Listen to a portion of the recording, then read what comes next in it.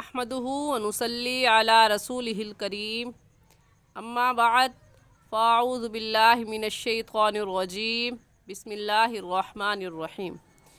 मेरे तमाम देखने वालों को मेरी तरफ़ से अस्सलामु अलैकुम व रहमतुल्लाहि व बरकातुहू। उम्मीद है आप सब खैरियत से होंगे। दुआ करती हूँ कि अल्लाह जल्ला शानुहु आपकी तरफ बढ़ने वाले हर शर को खैर में बदल दे। आमीन सुम्मा आमीन। सूरतुल जिन अल्हम्दुलिल्लाह हम तजवीद के उसूल व कवायद के साथ भी और तिलावत के साथ भी मुकम्मल कर चुके हैं। आज के सबक में हम सूरतुल मुज़म्मिल पढ़ेंगे। सबक के आगाज़ से पहले मैं आपको ये बताना चाहूँगी कि सूरतुल मुज़म्मिल पढ़ने के क्या फ़ायदे हैं। तो आप सल्लल्लाहु अलैहि वसल्लम के बाबरकत नाम से शुरू होने वाली ये सूरत बहुत से फ़ायदे की हामिल है।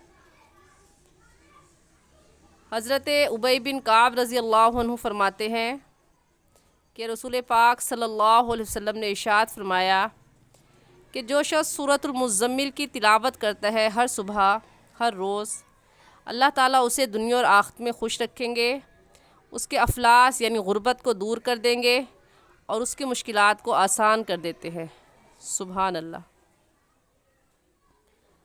और एक दूसरी जगह है कि अगर सोने से पहले रोज़ाना सूरतुल मुज़म्मिल पढ़ने की आदत डाल ली जाए तो इसके पढ़ने की बरकत से आप जो सोचोगे वो होगा, जो चाहोगे वो होगा, जो सोचोगे वो होगा।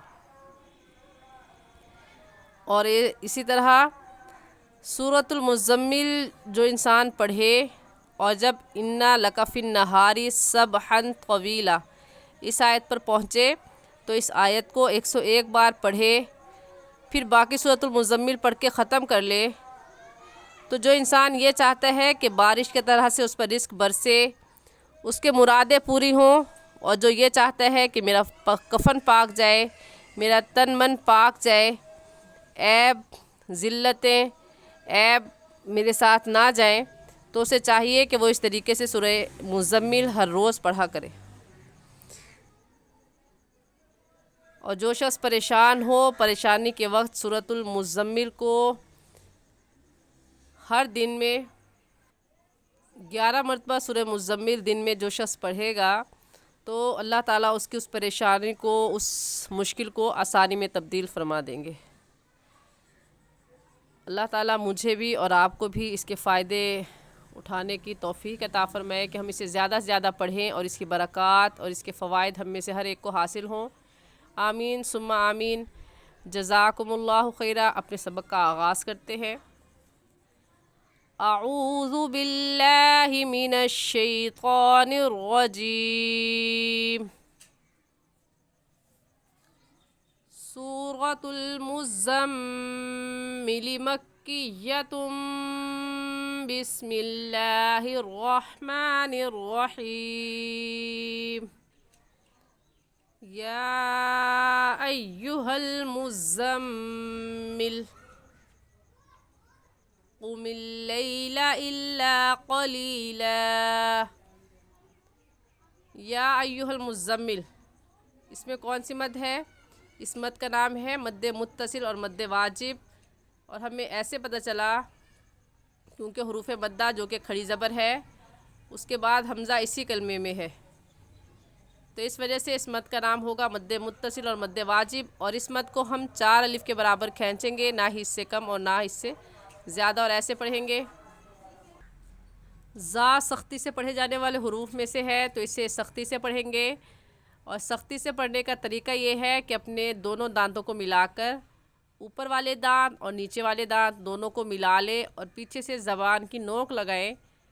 तो दोनों दांतों को मिलाकर ज़बान की नोक लगाने से ज़ा निकलता है। तो हम इसे सख्ती से पढ़ेंगे और इसे कहेंगे या अय्युहल मुज़म्मिल। और इस मीम पर गुन्ना करेंगे क्योंकि मीम मुशद्दद है। मीम के ऊपर जो 3 दंदाने वाली अलामत हो उसे तशदीद कहते हैं, और तशदीद जिस लफ्ज़ पर आ जाए उसे मुशद्दद कहते हैं।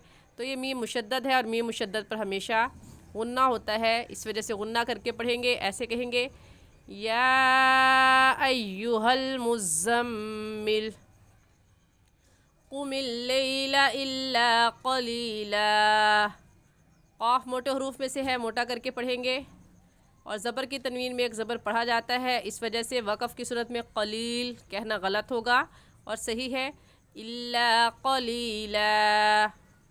نصفہ او انقص منہ قلیلا. نصفہ میں کون سی مد ہے؟ اس مد کا نام ہے مد منفصل اور مد جائز. ہمیں ایسے پتہ چلا کیونکہ حروف مدہ کے بعد حمزہ اگلے کلمے میں ہے، کیونکہ نصفہ ایک لفظ ہے اور اوین قص دوسرا لفظ ہے، اور حروف مدہ اس میں الٹا پیش ہے، کھڑی زبر کھڑی زیر الٹا پیش.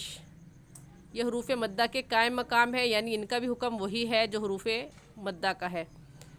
تو یہاں پر حروف مدہ الٹا پیش ہے، حروف مدہ کے بعد حمزہ اگلے کلمے میں ہے، اس وجہ سے اس کو مد منفصل اور مد جائز کہیں گے، اور اس مد کو ہم 3 الف کے برابر کھینچیں گے، اس سے کم یا اس سے زیادہ نہیں کھینچیں گے. آیت لفظ ایسے پڑھا جائے گا نصفہ.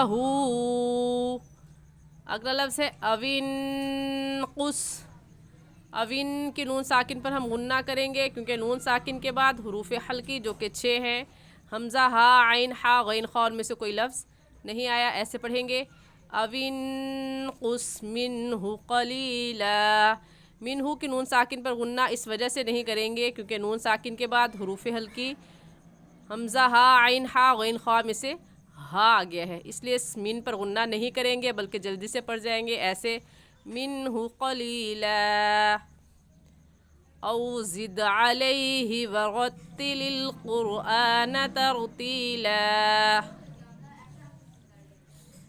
او زد میں بھی زا سختی والے حروف پہ سے ہے، سختی سے پڑھیں گے، زا کی جگہ زال پڑھنا غلط ہوگا، ایسے کہیں گے او زد. زد میں دال کی آواز واپس پلٹ کر آئے گی کیونکہ دال حروف قلقلہ میں سے ہے، اور حروف قلقلہ 5 ہیں، قاف طا با جیم دال، اور جب یہ حروف ساکن ہوں تو ان کو ہلا کر پڑھتے ہیں، ان پر قلقلہ کرتے ہیں. تو او زد آواز اندر ہی رہ جائے غلط ہوگا، تو ہم ان پر قلقلہ کریں گے. قلقلہ کہتے ہیں کہ جب آپ وہ لفظ پڑھیں تو مخرج میں ہلکی سی جنبش بھی ہو اور آواز بھی پلٹ کر آئے.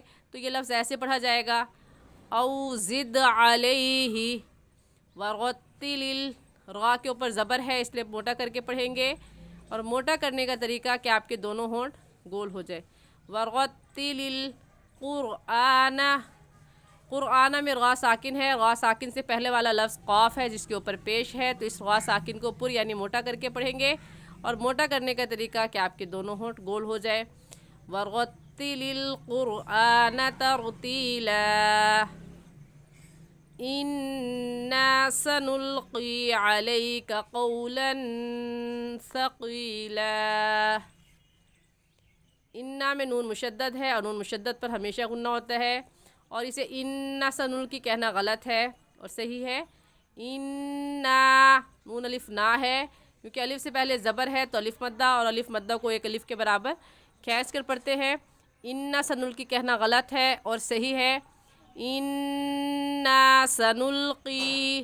سنلقی کی قاف یا زیر قی کو بھی کھینچیں گے کیونکہ یا ساکن سے پہلے زیر آ گیا تو یہ یا مدہ کہلائے گا، اور یا مدہ کو ایک الف کے برابر کھینچ کر پڑھتے ہیں، ایسے کہیں گے اِنَّا سَنُلْقِي عَلَيْكَ قَوْلًا ثَقِيلًا. قولاً پر غنہ اس وجہ سے کریں گے اس تنوین پر کیونکہ تنوین کے بعد حروف حلقی حمزہ ہا عین ہا غین خا میں سے کوئی لفظ بھی نہیں آیا، ایسے پڑھیں گے قولاً ثقیلا.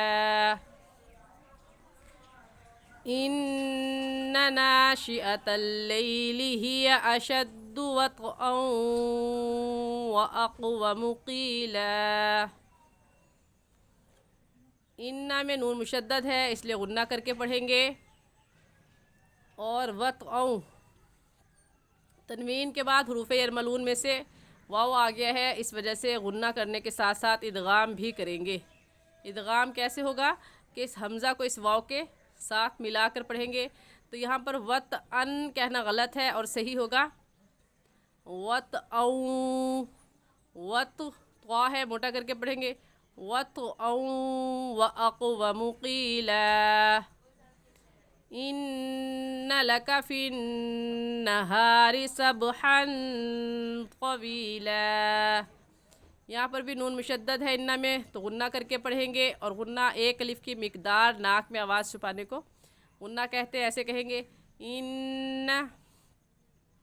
लका फिन्नहारी में भी नून मुशद्दद है, गुन्ना करेंगे।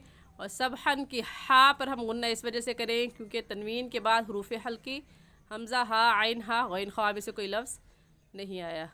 तो आयत को ऐसे पढ़ेंगे इन्ना लका फिन्नहारी सबहन तवीला। उम्मीद है आज का सबक आपको अच्छे से समझ में आ गया होगा। फिर भी अगर आप कुछ पूछना चाहते हैं तो आप कमेंट में पूछ सकते हैं। जज़ाकुमुल्लाहु खैरा। अस्सलामु अलैकुम वरहमतुल्लाहि वबरकातुहू।